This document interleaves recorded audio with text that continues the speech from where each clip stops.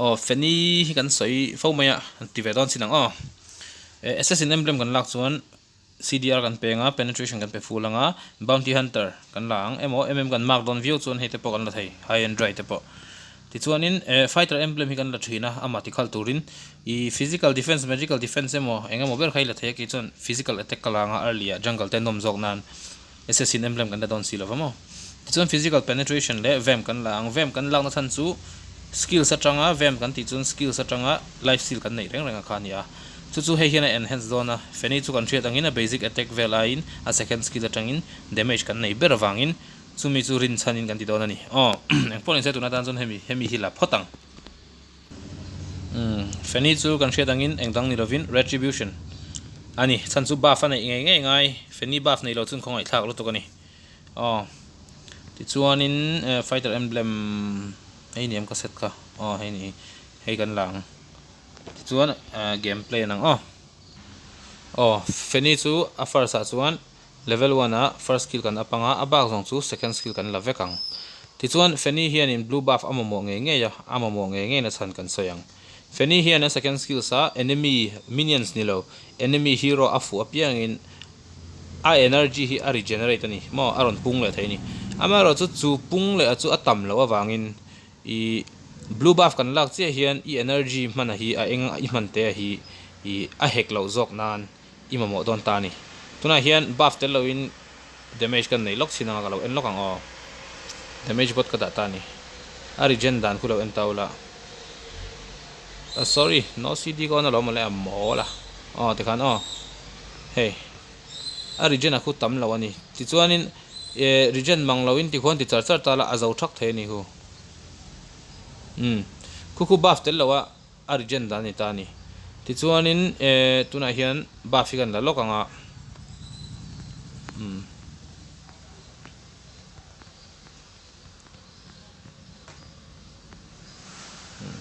tiam buff gan la lokanga a energy ngak full lokang tuna full ta a buff telin engtiare nge khoi thekan enveleng ku Arigen ne so ani tuna hian no cd ko on mi lo chung hian I ama hian ange ni Arigen ne ani buff nei chon mo chumi wang chuanin efficient deu ama hian efficient dewa I miswala bei theina turata na chuanin buff blue buff ama mo nge ani kalai kha kan thriat renga thaw me ti chuan a skills lama lu donang Fanny chu first skill azon hei first skill hi AOE nia hei level 1 avoi khati langa bak chu level 2 chawi up tong hemi hi nei lo chuan I second skill man nya piang hianin engtin ma engeni asa don lo ni chulai chu thenghi lovila pe chuanin Fanny chu kan thriat angin mobility nei tha hero ni len chu len akal zung the ni amaro chu tunruma hianin a cable chu tiang khatiang chuan the tanga chhuat tur ni tivel ka soidon lova a hero man dan shim ka soidon ani enga po chu ni se I mana hi a he wangin no cd ka off nga tuna hianin heta tanga buff tel lo ni tuna hen lo en lokang heta tanga enge ni bot lane theng phei turingot pon sorry yen lo hi simple de true cable lek pon achan ve chu kal shim ani buff tel lo chuan chulai chu I enge ni ama hi inren thiam angai ta ni chu omje bera chuanin enge ni a cable tho dana hi kan soilo kanga first cable livoma second cable in sun zom hian third cable chua hian a cable vom ma sak ber kha amang talawani tuna hian 1 le sorry kutam pan lu tuka 1 le 2 ti hian ka mangta ma se 3 ka chua tel chuan ama sa zo ka vom kha mang tang kai don lo ta ni mo tuna khan 1 le 2 chau ka chua ta ni chuanin 1 le 2 le 3 ka chua hian heta ka vom zok hemi zona ka vom zok kha mang tami alawa hetami le khitami khan min podun ta hetlai hen mi shoi thleng ta ni a shui podan te kha khalai kha I heta hen ka vom chuan alaya min shoi phei dona amaro chu helai ka thlen ma de hen heta ka vom le chuan hetami kha tang kop to dona hetami kha mang don ta lo ti nai ta ni chu chulaya chuanin a string hi string nga po mangila string li po mangila ani vek ani a string ma saber zela kha kan mang tangkai talovani enga pon no ni sela ti chuanin I Fanny hi damage berani a hetia misoran oma ava fu hianin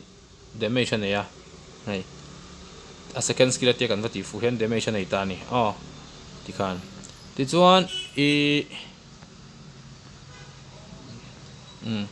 ti chuanin enge ni hetia damage anei hian amana hi origin boka tuna chon no cd a ka da a sina kan soi fia tho boka blue bar vel chungchang kha ti chuan a second skills aman hianin string pakhat chawa hete iwa in po lu ai hian string pahnia in po lu hi arang zoka tin ana zok bokani chuwang zonin enge ni a string kha tampo le pot tu tampo le na ting don tin ani ta ni hetia vadlu pheidel del ai kha chuan tia pahni iwalu khan ana ting mai ni chulai te chu a damage kha hei chu laws of physical apo hei chu laws of physics apo ni sera adik tura enge ni hei adik thil dik om sa ani ve a shui pakhata in po phei ai chon shui pahnia in po phei chon a thlok phei rang zok in ana zok nge yang ti kha chu hriat thiam om reng ani enga po ni sera ti chuanin ultimate ve thung hian spam ania ultimate hi ko sai mai don Fanny hian second skill samhana piang in prey mark da ta ni enemy a hian da theilo ni hi ta hian ngatinge apoilo zilong a hian da tum taila thama yanga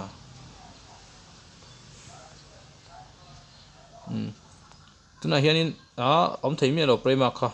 an pai to mon le kan an chiang lo according to her flying speed Fanny's damage with flying increase enemies with prey mark atia enga poni se bota hena lang thei tlat lo maya ka soi fia tho tura ngai la Fanny hian a skill sa man hian enemy hian prey mark da ta ni he da om ka mu thel ni khum la nun na chung om tur mo ka ti anun na hnoi chi a var kha kan lo hum hanin ka ringa khu prey mark var da ta ni khu pahnia a stack up thei ta ni Fanny hian prey mark pahnia da thei ta ni chu prey mark pakhat prey mark pahni khutia prey mark pahni om to chuan ultimate hi ana ani an mani a hian mo chu ultimate hi chu bars de ina sat pup ti khani mai kha ultimate chu ni deuh mai amaro chu khati ti aya khanin ngor damage hi ti hian ti lokang dinga ka sai fiang prey mark da le da lo kha damage bot mang meng prey mark pakhat ka da ka alti hian 1127 ani a damage ka ti chuanin prey mark pahni kan da ve thuang ti chuan prey mark pahni kan da ka alti khuan 1314 ani thung ta ni khalai kha a damage khain thlau ve deu ni chu chuan prey mark om mi lo kha chuan alti to kha chu 934 damage chawni ta ni ti chuan enge ni skills combination a chuan second skills in ru ta prey mark pakhati ta ti chuan in prey mark dang da lela alti la second skills first skill in chunjam la hi chuan dol lo khop ani earlier chuan mo amara chu a string man nei ro hi chu kan zir kwal ve nga ya ke tak po hen ka mang ngai lutuk lova ma hi classic a ti vel zeu hi kan shat ve dewani mai maro chu practice tamangai ni hero zong a difficulty sang ber ni aman a energy enge ni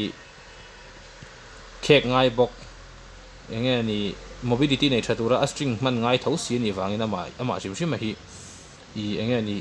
practice tam ngai lu to kani amara chu kan soyang khan enga po ni sela alti man main pong po alti lovin prey mark te handa la prey mark pahni mo ti chuan alti la first skill le la second skill ten chunjom lan thi lo le zuinga ti khan kha ti dan tur chu ni de maya tin bang hi hriat chen anga ya Fanny mang tur chuan by heart ve de te po nga yanga enge ni pong poron ri si khani lem lo ani chu enga po ni sengin enge ni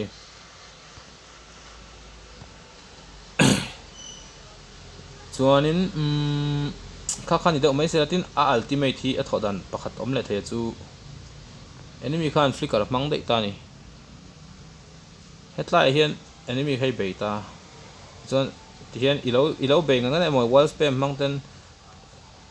the ti te hian ilo be ta ni antina me ma se flicker mang phei de mai ni ma se prey mark da to khata khan alti top thai alti top in bang le lama khan directly ni wa om thei a thi zo lo le lam bang kha tian mang tang kai le mai ta lamo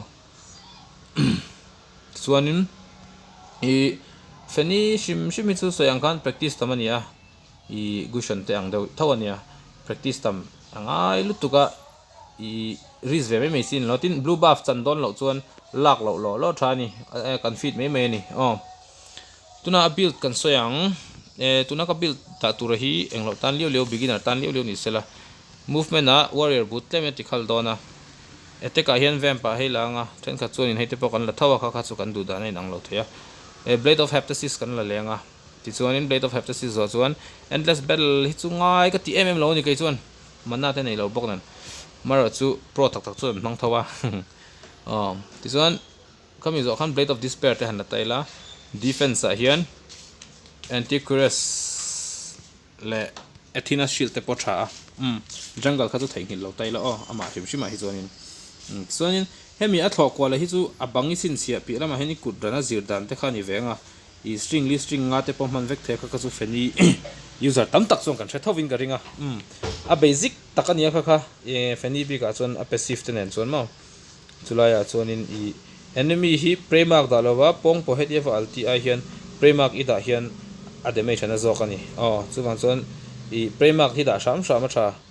premark pani ida to chuanin altila first skill block la damage khana anale azwal don ani chuma khate kha Fanny guide bi ka chon ro se kha basic guide chunia I depth guide te mo expert guide te kan an du chuan gameplay tam taka oma khanga chuan soifia po ngai lowa an khel kha en ani top maya chulaya chuanin mania in zirchi ve ni heizu I mitei matan lo chuan han zirchi vak po ni lo hero chen khatanga awesome te han thiam chi ni lem lova chuwang chuanin practice makes a man perfect antika